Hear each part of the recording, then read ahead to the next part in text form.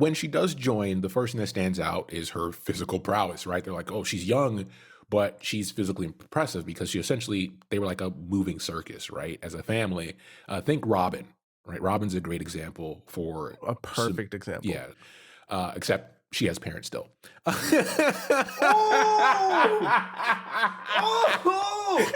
Hiya!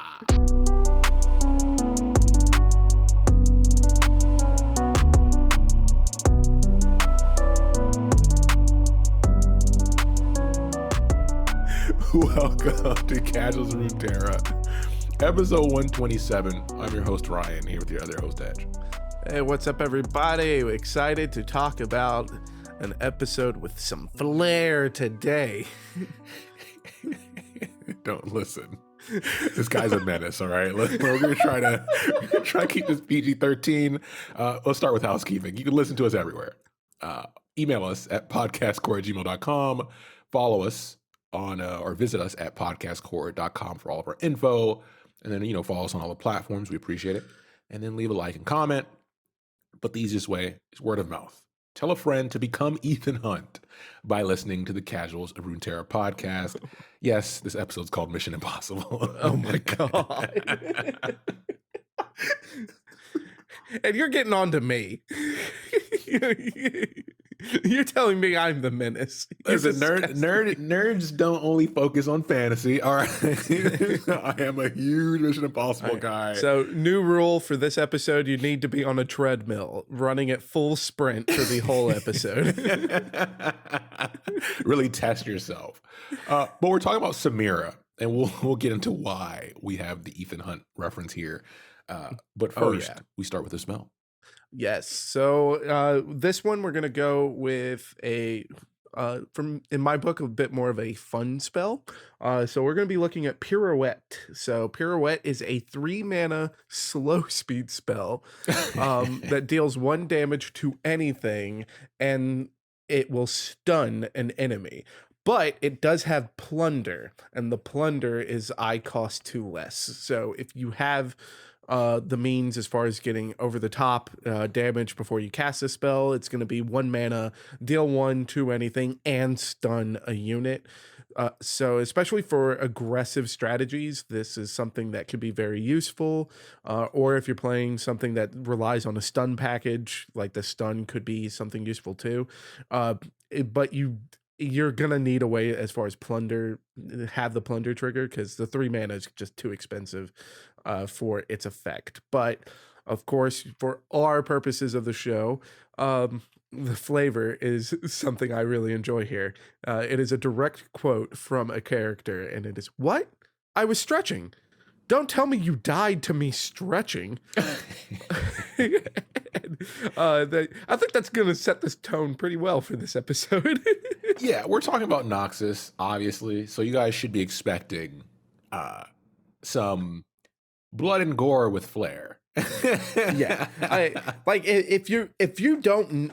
if this is like your kind of like your intro into League of Legends characters, thank you for choosing us, first of all. But yeah, also go listen to our Draven episode. I think Draven is a great, kind of a way to whet your appetite before you dive into Samira here. But yeah, and this takes us to the character, who said it. Yes, so that is a direct quote from our follower today, and that card is going to be the Elegant Edge. I love this card. So Elegant Edge is I wonder why, Hedge. I really do. You leave me confused. Shush. So Elegant Edge is a 1 mana 1/2. With Fearsome, and it has Plunder, grant me +2/+0. And I love this card because it's a 1-drop with Fearsome, and we've seen from back in the day that like if you're looking at like the spider package and everything, that a 1-drop with Fearsome is really good as far as just setting you up to get to a finishing point with an aggressive deck. And then the Plunder is that it could become a 3/2 with Fearsome for 1 mana. like what's not to like? Yeah. I like this card. But the quote also just kind of sets the tone for the episode too. So the quote on the Elegant Edge herself is, "My fee is steep, and I don't work for just anybody. If you're lucky enough to hire me, you get grace, poise, and blades that never miss their mark. But most of all, style. Because who doesn't love killing with a flourish?" And the For me, I just love this whole kind of package. It's kind of like for Warhammer fans out there, it's like the Harlequins. Like Mhm. Mhm. it is more about putting on a show than it is about getting a job done. Like who cares if you killed your target and got out alive if you didn't put on a good show? We might kill you for not putting on a good show. I love it. It's one of my favorite fantasy tropes. Yeah, don't put this quote in your LinkedIn bio. 'Cause that's not going to get you hired. Well, if you live in Noxus, go ahead and put it in your LinkedIn bio. But for us here in North America, yeah, like keep it away from LinkedIn. This takes us to our champion, which is Samira. We already told you that, right? So, Yeah. just a disclaimer here. Samira's story is very straightforward, kind of follows a few tropes, and nothing really exciting comes out of it. So we're not going to blow through it, but there's more to the underpinnings of the theme of Samira and what she plays, the role she plays in Noxus as a whole. So Samira's family is from the city of Amakra, which is on the eastern edge of the Great Sai in Shurima. So this is, remember, Shurima is below Noxus, and there's kind of a gulf in between them. So somewhere in the eastern, like northern corner of that is where Yeah. we're looking. So as far as geographically speaking, it is like directly south of Noxus, and it is a bit west of the Bilgewater Islands. But it is located on the sea that separates these two continents from each other, which is known as the Conqueror's Sea. And if you listen to our Kale episode, that's the sea that Kale's family crossed to get to Demacia, but that they were from Targon, which is all the way to the west. Yeah. Yeah. So her family are street performers. This is how they make their living. And around the age of 14, the city is attacked by zealots of an ancient magus, which this kind of gives us a time frame. This ancient magus, we're assuming, is Zareth at this point. And the zealots are the people kind of carrying on his legacy post all the shenanigans that happen. Go listen to those episodes. I mean, Zareth, Pantheon, any of those episodes, you'll kind of get a gist of what's going on here and what the time frame is. But during this specific event, she witnesses the horrors, and it's kind of that trope of the little girl standing in the middle of a city crying as the city around her is being torn to shreds and bursting into flames by an oppressive force. And the one thing that comes out of this is her, because she survives and her parents survive with, they take some damage and there's some issues there that complicate their life because they have to leave. But her goal at the end of this is to never feel helpless again. Yeah, and that is luckily the fact that, because we've talked a lot of episodes that follow tropes kind of to a T, and this one, luckily, the deviation from it is the character herself, because she's not just the little girl that's standing in ruin and crying and being the symbol of innocence destroyed. She's the little girl that's standing there going, yeah, no, I'm not letting this happen again. Like, yeah, so a lot more along the lines of Kaisa here, where it just strengthens her resolve instead of her being the sign of innocence. Yeah. So this is stated. So after this happens, they can no longer live here. They try to seek refuge and they become refugees. They actually use that word and they escape north to Belzun, which at this point is a port city under Noxian rule. So they pretty much hit the first place they can by crossing the sea, and that's where they end up. And when they get here, her parents are no longer able to street perform due to the issues and complications that resulted from the attack. So she attempts to do it herself. This is what she knows. She's still young, but she's unable to earn a living. And this is the most important part of the story: is she then hears about the financial benefits of joining a war band in this Noxian territory, and she jumps at the opportunity. Now, this is the part we point out is most important, because in our previous episode we gave a little, hint and nod to this one, where we talk about Demacia and their sense of justice and how that leads that area into jingoism and how that plays a role in Demacia's history to where we know now. For Noxians, it's different, right? There is no greater power, quote unquote. There's no Kale. It's a amalgamation of different conquered villages, cities, etc. And because they are refugee status and because there's an assimilation of all these different cultures, one way they get them on the same page is to have them incentivized to join the military. And this is something that, especially for, Ryan and I, we get to see this kind of every day in our Yeah. lives. And like for me, like my hometown is the perfect example of this, because I remember being young, and one of the more busy strips of my hometown, which is a suburb of a big city. That strip, there was one corner of a shopping center that was just recruiting stations. There was a Yep. a recruiter for the Marines, the Army, the Navy, and the Air Force, and they were all like in the same building, right on top of each other. And specifically for where I live, the over the years, we've had a lot of issues with gentrification, Hmm. and the more gentrified the area became, the sooner that those recruiting stations left, Yep. because all of a sudden the benefit of getting a good paycheck wasn't good enough anymore, because now the jobs in the area were paying about the same as the military. Yep. So why would you sign up for the military and potentially go risk your lives when you could just go get another job and get the same pay without risking your life? So this is just a very real thing that happens for a lot of Americans here. Exactly. And we'll get more into that in, the later part after we finish up her main story. But when she does join, the first thing that stands out is her physical prowess, right? They're like, oh, she's young, but she's physically impressive because they were like a moving circus, right? As a family. Think Robin, right? Robin's a great example for A perfect example. yeah. Except she has parents still.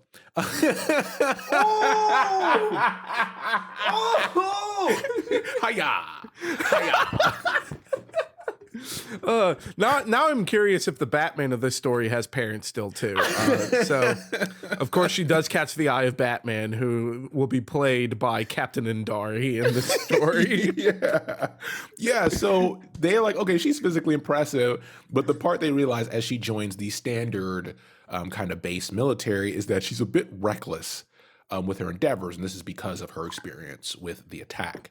So she never wants to let up. She never wants to go easy. So they're like, we got to get her somewhere else. Like, we don't want her to leave the military, but she can't be in standard forces. And this is when she catches the eye of Captain Indari. And this is the special forces where Indari's like, hey, join us. We do the fun shit, right? We're the Navy SEALs, essentially. And through this, she gets pulled into the regiment and she starts to fully embrace the Noxian culture. And I mean, to the point where it even mentions in the story that she starts getting tats, right? Like, this story it's saying something, okay? Yeah. And the story is definitely saying something, Yeah. and it's not really being subtle about the message that it's sending. But this is the big turning point as far as for Samira, because at this point, everything that she had been doing, it wasn't. The beginning of it wasn't to take care of her family, right? Like the beginning of it was to seek a thrill. And then it was solidified even further by experiencing crippling fear for the first time and vowing to never let that fear control her again.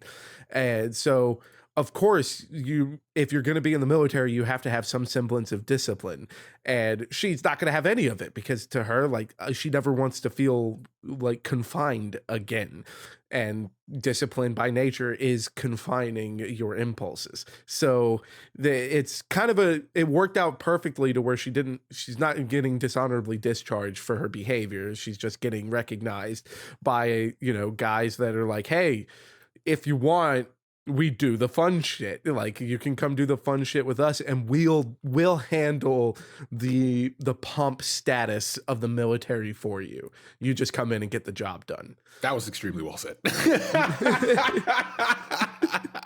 I just need to point that out. Yeah, so this takes us to, she has a streak of good missions, right? Which, good, quote unquote. She's serving the purpose of her nation, for example.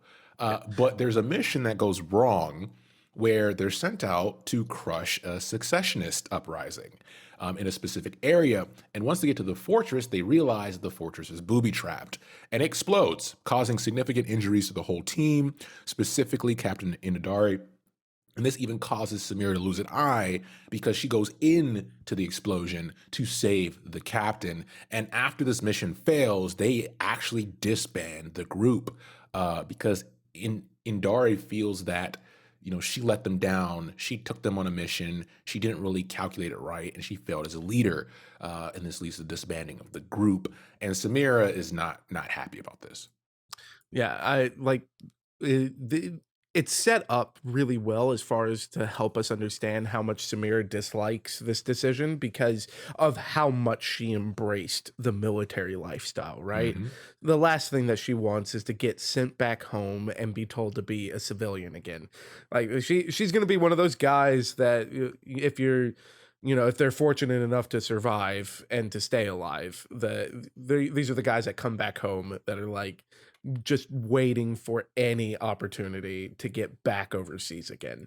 And unfortunately for Samira, she's back home and she's not seeing that opportunity to go back yet. Yeah, so she goes to the wounded. So Captain Nadari, by the way, lost the use of her legs.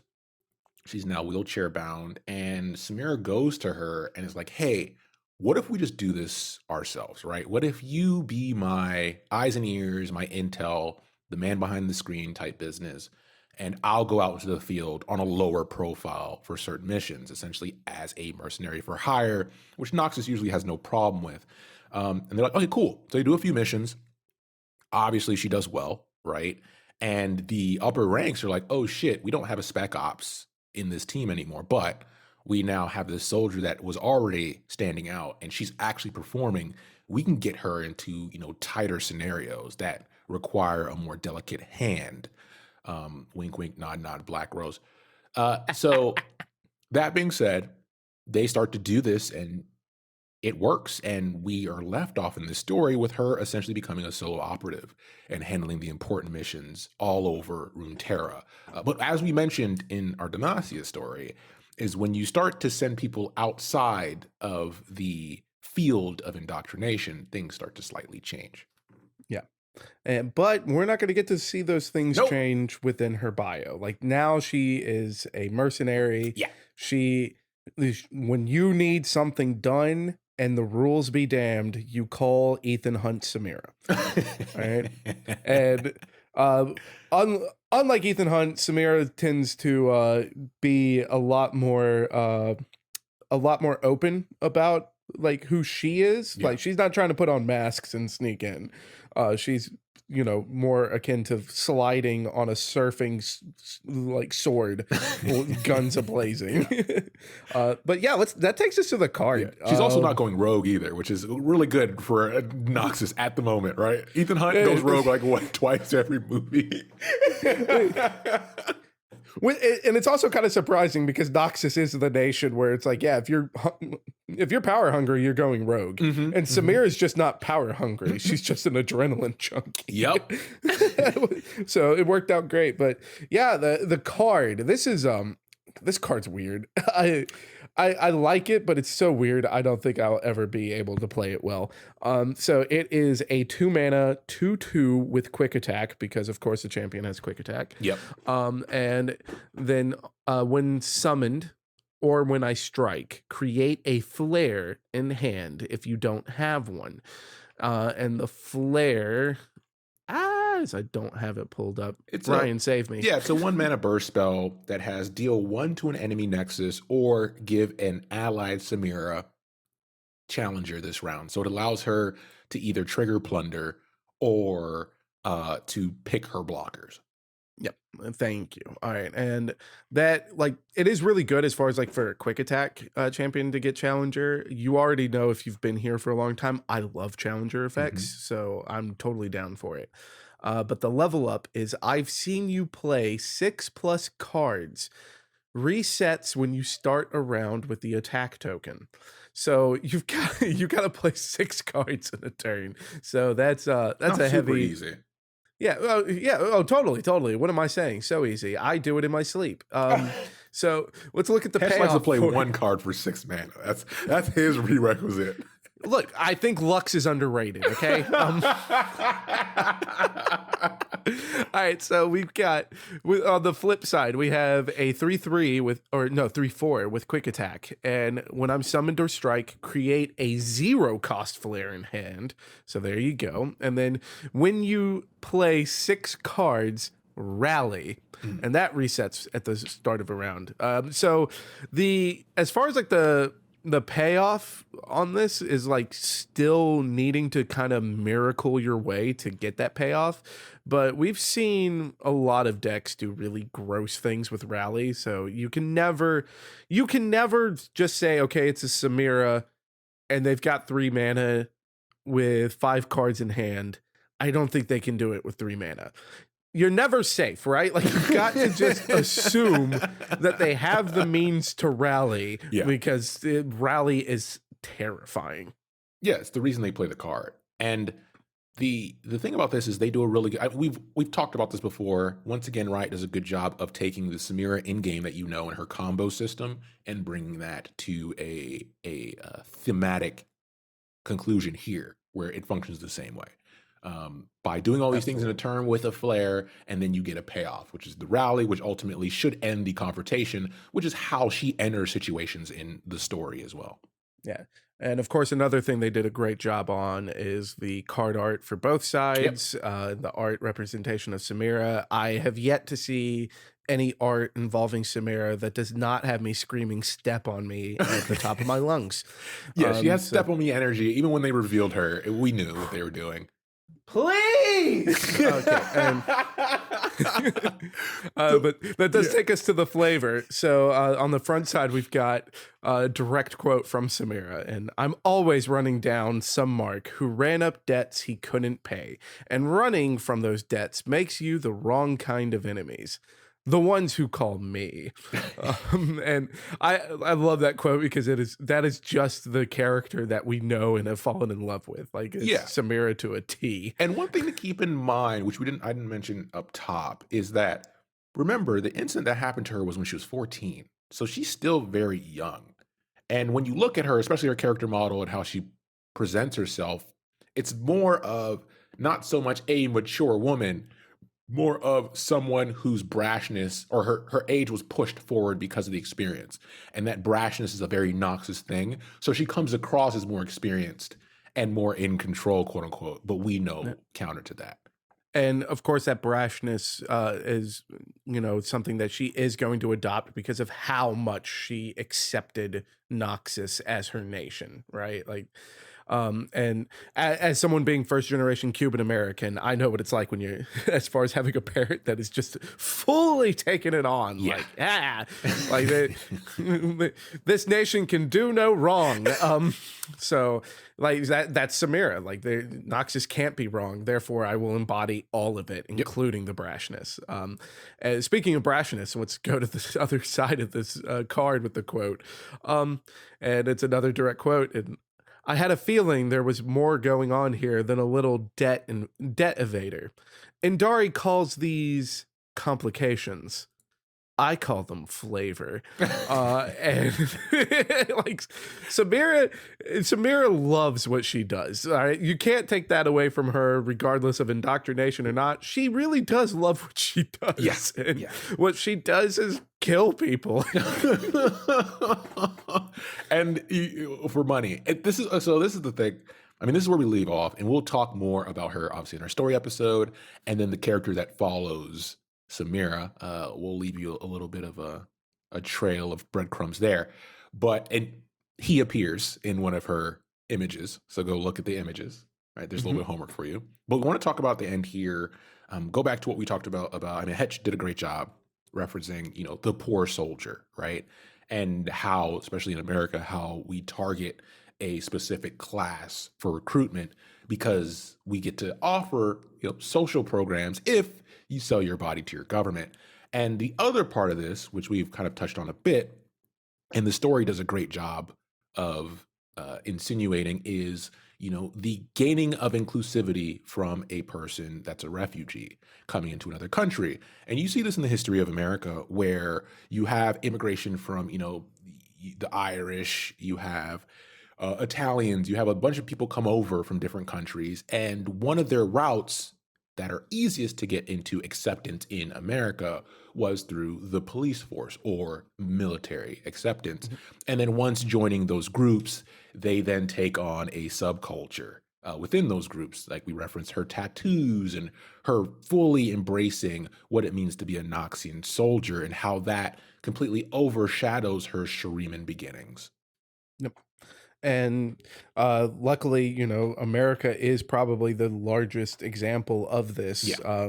Because, you could just look at any culture that came in through Ellis Island. Yeah. And especially with the heyday of like the early 20th century of immigrants coming in, the Italians really made a name for themselves with going to war, the First Great War, and serving as translators for a lot of very risky skirmishes in Italy. Yep. And that ended up kind of becoming the base of organized crime later on in the US. And then you could fast forward that to the involvement of the Irish and police forces, and then using the Irish police forces going all the way across the nation from Ellis Island all the way to San Francisco to kind of help indoctrinate the white power movement that was taking the nation by storm in the early 20th century that we still struggle with today. And like, that's just two examples. And I haven't even talked about how, Native Americans are only accepted here in the US because of a regiment in the army of World War II that was run by Navajos. And everybody knows the radio whisperers of World War II in America. Yep. So it's like, yeah, thanks, Native Americans. So like, and then it's like, oh, like, you want to talk about Black history? The only Black history that they really teach you here in America are the all Black regiments from the Civil War to the First Great War to the Second Great War. Like that, it's like, yeah, no, they earned their way to being accepted citizens by selling their bodies to the government. Yeah. So yeah, we get that a lot. I just gave you a rundown in a small amount, but if you want something super concise at a time period that really emphasizes the views before any of this happened, look at someone who put it very concisely, and most people don't know, Ben Franklin's opinions on immigrants.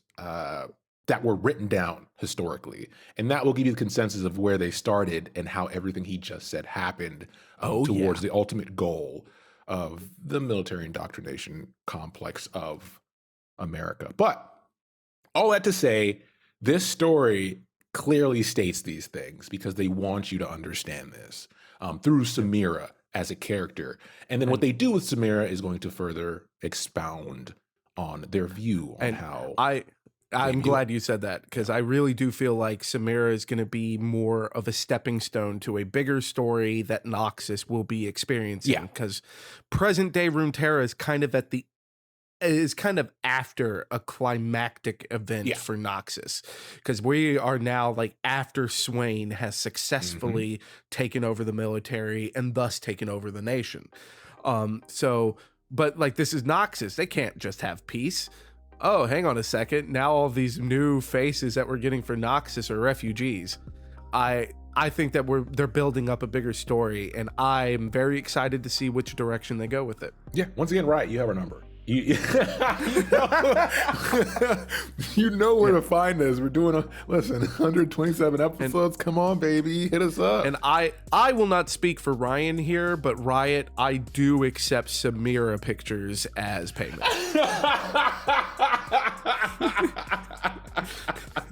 But we don't know how involved they want a Cuban American and Jamaican Canadian when it comes to. We'll see. But all that being said, thanks for listening, and we'll be back soon with the next episode. All right, yeah, take care, everybody.